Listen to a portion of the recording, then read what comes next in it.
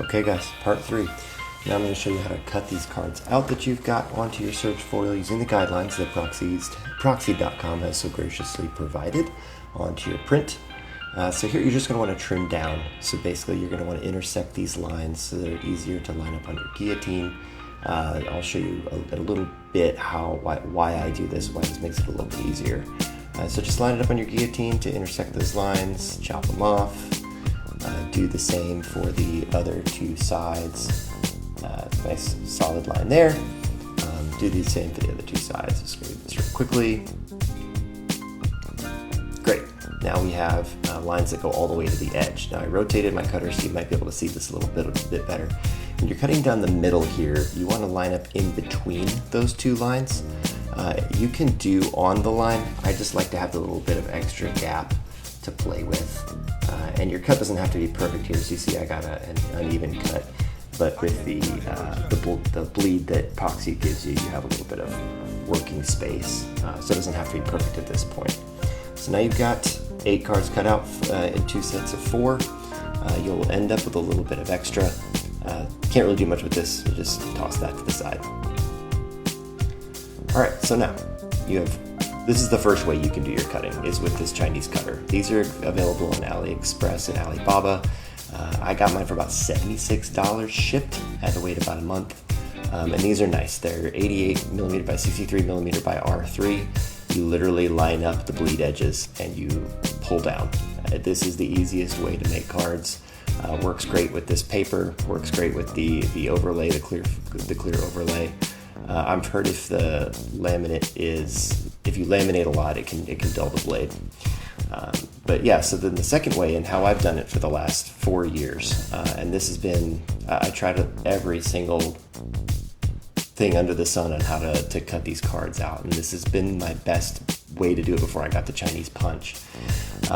Just to cut out one card at a time, and basically get it as close as you can with your scissors. Sometimes I use scissors, not the guillotine, depending on how shaky I'm feeling that day. But this method, you're going to use an X-Acto knife with a number 11 blade and a metal ruler. Make sure you tape the edge with some painter's tape, because I found that if you have a sharp edge, obviously it will damage your design. So here, you use those bleed lines that Proxy provides you, and what you'll do is you'll press down put some good pressure with your left hand if you're right-handed, or vice versa if you're left-handed, and just pull straight across with your number 11 blade. Give you a nice clean line, and now you just repeat the same process for the other 3 sides. Sometimes you'll have to pull twice. Take your time with this. The slower you go, the nicer edge it's okay if you have to do multiple passes to get a nice clean edge. So there you go. Now you'll have a square cut, a Watsy special, right? that forgot to get the corners snipped off. Now I'll show you how to do the corners here in a minute. But yeah, so now you have a square card, looking good. There we go. This is the Kodamaru Pro. A lot of people use this. You've probably seen this online. It's a great little tool. We'll only be using the small side here. And a little trick I found with this, and I'm going to show you this multiple times in this section of the video. Put it in there. You slightly angle it out. It's like not a 1/16 of an inch, like maybe a 32nd of an inch. Slightly angle it out, and it actually gives you a pretty nice little R3, a 3mm rounded edge. Again, you see that little gap? You're just barely, you're pushing up towards the top of the card. You're kicking out the bottom of the card a little bit, so that you have the top flush against the top near the medium side. You're pulling it out just a little bit at the bottom there, just that little tiny gap, and hold it tight and pop. And there you go. Nice little R3 rounded corner. I mean, I haven't measured it. I'm pretty sure it's pretty close to R3. I'll show you the difference in a second.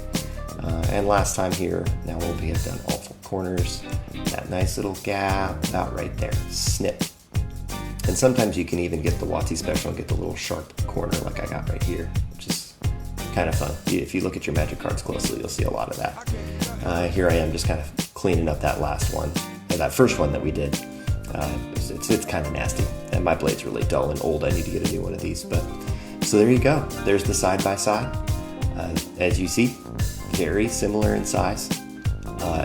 on video, honestly, identical. If you're holding these in your hands, you'll notice a little bit of difference. But you know, the razor blade and ruler technique works really, really well. It takes a lot longer, but there you go. I hope this was helpful. I hope this was informative for some of you. Hopefully, if you haven't seen my other 2 videos, go back and watch part 1 and part 2, so that this part 3 makes sense. But I wanted to break them up just in case you had a question about one part of it and not all 3 parts. But anyways, that's my process, guys. Thanks for hanging out with me and learning a little bit, hopefully. I look forward to your comments. Please follow, please like the videos, and I will, as I make new cards, maybe I'll do a few more of these. I've had fun putting together videos. So thank you all, and have a great day, and enjoy those cards.